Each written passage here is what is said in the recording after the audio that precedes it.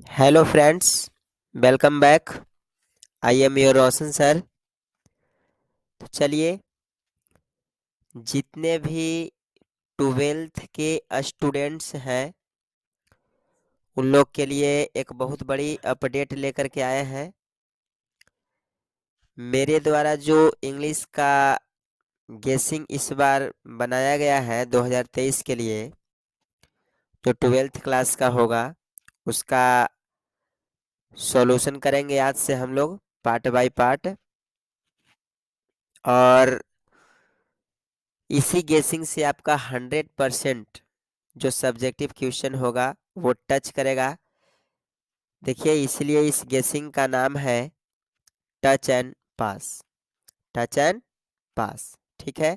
100% guarantee लेंगे कि इसी से आपका टोटल क्वेश्चन टच करेगा, ठीक है। तो यही गेस जो है इस बार सभी विद्यार्थियों को दिया जा रहा है मेरे द्वारा। देखिए, जिसका टाइटल है अब सीखे इंग्लिश बिंदास, क्योंकि रोशन सर हैं आपके साथ। जी हाँ, बिल्कुल सही सुना। ये मेरे कोचिंग का नाम है Roshan English classes, the brand of success, ठीक है। और ये क्लास 12th का है गेसिंग इंग्लिश का, जो इस बार एग्ज़ाम देंगे 2023 में। इस गेसिंग का नाम है टच एंड पास, ठीक है, जो आप देख रहे हैं स्क्रीन पर। चलिए, तो एक एक करके हम लोग शुरू करेंगे। कैसे हम लोग को आंसर वहाँ देना है, कितना नंबर का कौन सा क्वेश्चन पूछता है, वो टोटल सारी की सारी चीज़ें इसमें आपको दिया गया है टच एंड पास में। आप चाहें तो कमेंट बॉक्स में अपना कॉन्टैक्ट नंबर, व्हाट्सएप नंबर लिख सकते हैं। मैं डायरेक्ट आपके व्हाट्सएप पर इस पीडीएफ भेज दूंगा, ठीक है। वैसे इसे पीडीएफ प्राप्त करने के लिए चाहे तो आप इस व्हाट्सएप नंबर पे आप मैसेज कर सकते हैं।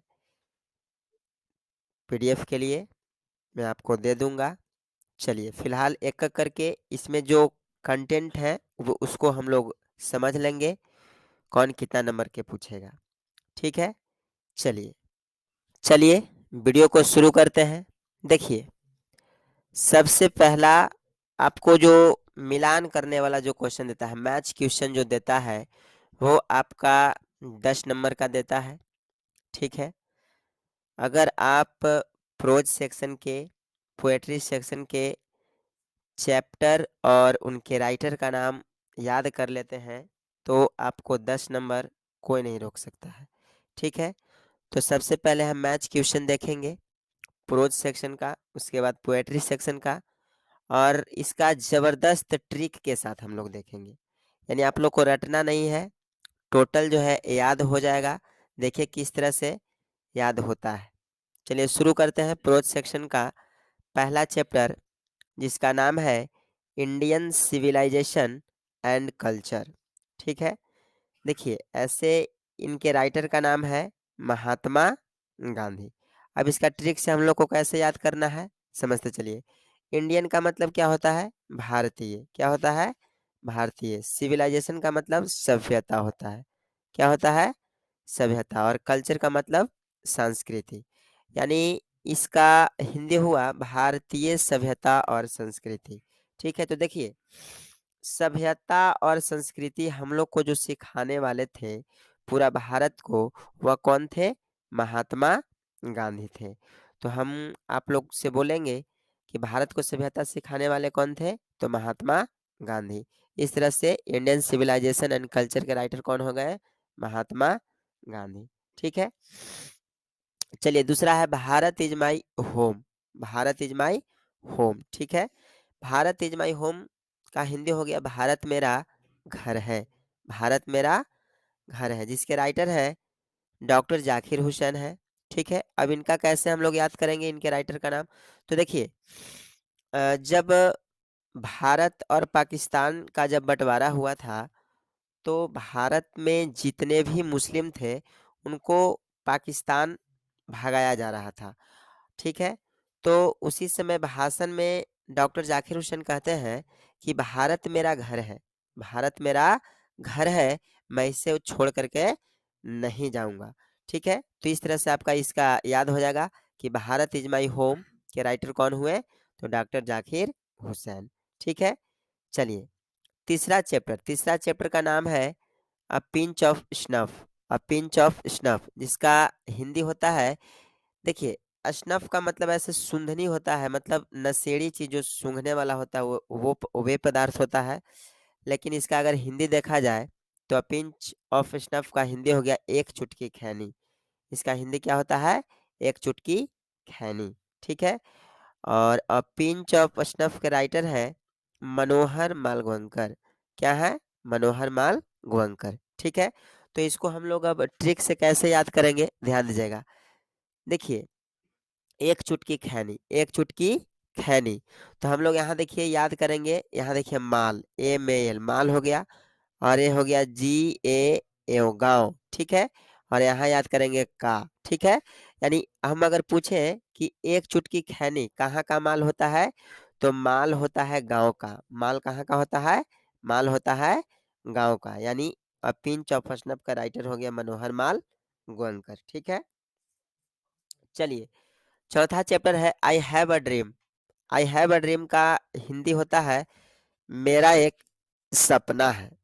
देखिए इसके राइटर है Martin Luther king junior. Martin Luther king junior. अब इसको हम लोग याद कैसे करेंगे, तो ध्यान दीजिएगा। Dream, I have a dream के लेखक यानी मेरा एक सपना है। तो मेरा एक सपना है, क्या बनने का सपना है? तो देखिएगा मार, मार हो गया मार कर, और यहाँ से एल यू टी लूट कर, है ना। और किंग, किंग का मतलब क्या हुआ? राजा। और जेआर का मतलब जूनियर ऐसे होता है, तो लिखेंगे बोलेंगे जरूर। यानी मेरा एक सपना है मार कर लूट कर राजा बनना है जरूर। मेरा एक सपना है, क्या सपना है? मार कर लूट कर राजा बनना है जरूर। तो आई हैव अ ड्रीम के राइटर हो गया मार्टिन लूथर किंग जूनियर। ठीक है? चलिए इस तरह से पांचवा चैप्टर, पांचवा चैप्टर है ideas that have help Mankind. ठीक है? देखिएगा ideas that have help Mankind, इसके राइटर है, इसके राइटर है वर्टेंड रसेल। इसके राइटर कौन है? वर्टेंड रसेल। अब देखिए इतना लंबा चौड़ा आपको याद नहीं करना है। जैसे इसका हिंदी हो गया आइडियाज का मतलब होता है विचार। ठीक है? हैव हेल्प मैनकाइंड यानी इसका पूरा हिंदी हो गया वे विचार जिसमें मानव की मदद हो। वे विचार जिसमें मानव की मदद हो। बस इसमें से आपको क्या करना है? हेल्प वाला बात याद करना है। हेल्प माने क्या होता है? मदद करना। और मानव की मदद कौन करता है? यानी जो ट्रेंड हो, यहाँ से देखिएगा TRAND, ट्रेंड, ट्रेंड। ठीक है? जो ट्रेंड हो, ठीक है, किसी भी काम में अगर वो ट्रेंड है तो ही किसी व्यक्ति को मदद कर सकता है ना। जब उसे खुद ही नहीं पता रहेगा तो वो दूसरे को क्या हेल्प करेगा? ठीक है? तो जो ट्रेंड हो, जो ट्रेंड हो वही क्या करता है? हेल्प करता है। किसका हेल्प करता है? तो मानव की। ठीक है? तो वे विचार जिसमें मानव की मदद हो, यानी ideas that have helped Mankind, जिसके राइटर है बर्ट्रैंड रसेल। ओके? चलिए छठा चैप्टर है दी आर्टिस्ट।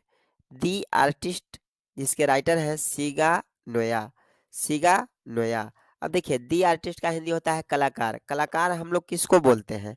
जो कुछ सीखता है, जैसे कोई गायक हो गया, नायक हो गया, या कोई जादूगर हो गया, या कोई भी मैजिशियन हो गया। ठीक है? उसी को हम लोग कलाकार बोलते हैं। ठीक है? यानी कोई सीखता है व्यक्ति, उसी को कलाकार बोलते हैं। तो दी आर्टिस्ट का हिंदी क्या होता है? कलाकार। और इसके देखिए राइटर का नाम है सीगा नोया। तो इसको हम बोलेंगे सीखता है नया। सीगा का मतलब सीखता से रिलेट करेंगे। सीखता है क्या? नया। तो जो नया सीखता है, जो नया सीखता है उसे क्या बोलते हैं? कलाकार बोलते हैं। ओके? चलिए सतमा चैप्टर, सतमा चैप्टर का नाम है अ चाइल्ड इज बॉर्न। क्या है? A child is born. ठीक है? अ चाइल्ड इज बॉर्न मतलब एक बच्चे का जन्म। इसका हिंदी होता है एक बच्चे का जन्म। और इसके राइटर है जर्मैन ग्रियर। जर्मैन ग्रियर। अब देखिए इसको हम लोग कैसे याद करेंगे, देखिएगा अ चाइल्ड इज बॉर्न यानी एक बच्चे का जन्म। एक बच्चे का कहाँ जन्म हुआ भाई? तो इसको जर्मनी बोलेंगे। क्या बोलेंगे? जर्मनी। तो एक बच्चे का जन्म कहाँ हुआ? जर्मनी में हुआ। ठीक है? तो इस तरह से आप लोग याद कीजिएगा। चलिए उसके बाद चैप्टर नंबर 8। चैप्टर नंबर 8 है how free is the press. How free is the press, ठीक है। How free is the press.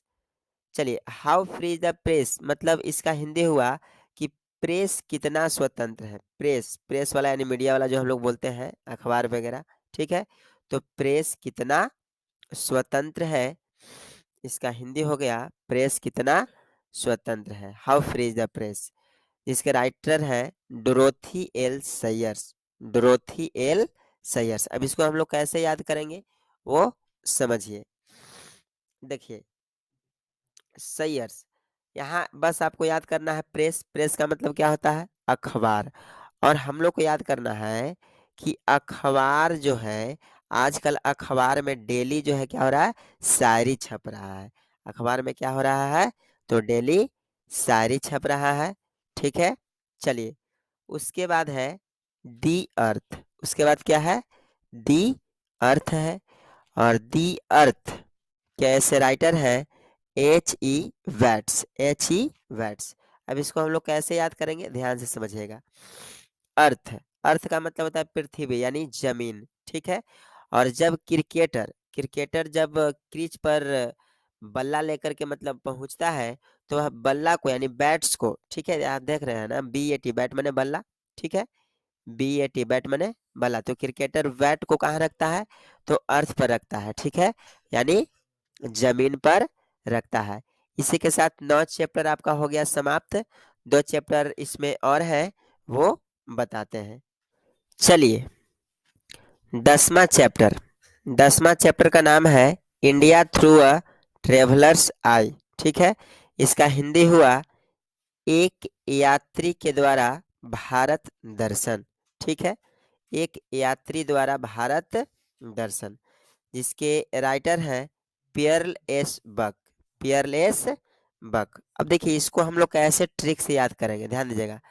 India, India में ट्रेवलर्स जो है आया घूमने के लिए, ठीक है, कोई विदेशी आया घूमने के लिए।